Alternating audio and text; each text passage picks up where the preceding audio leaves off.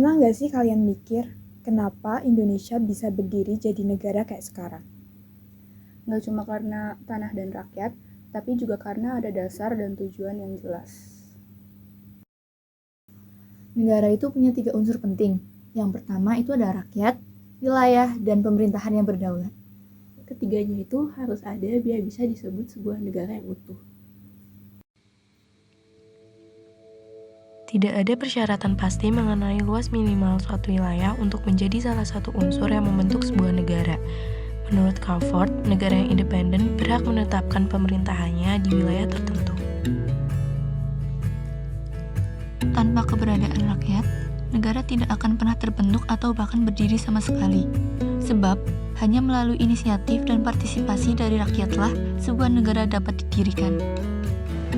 Menurut Crawford, salah satu persyaratan penting dalam klaim bahwa suatu negara telah terbentuk adalah adanya pemerintahan yang efektif. Tujuan negara kita tertulis jelas di pembukaan UUD 1945, tepatnya di alinea keempat.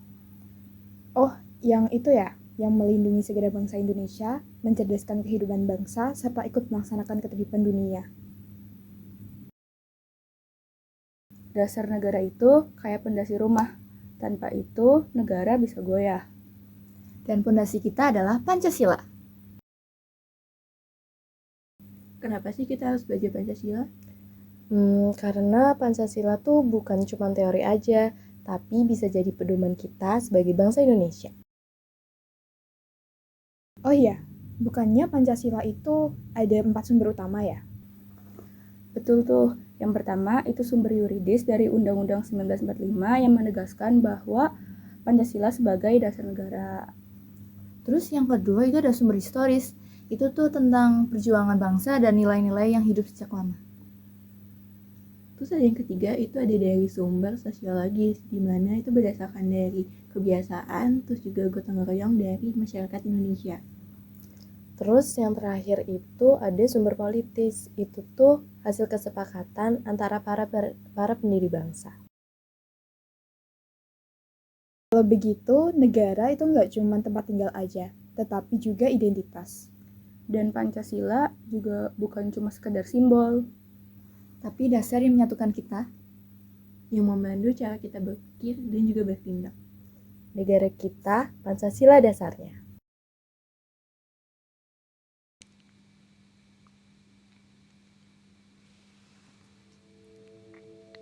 Pancasila itu tak sekedar dihafalkan, tapi juga perlu menjadi renungan atas setiap perbuatan.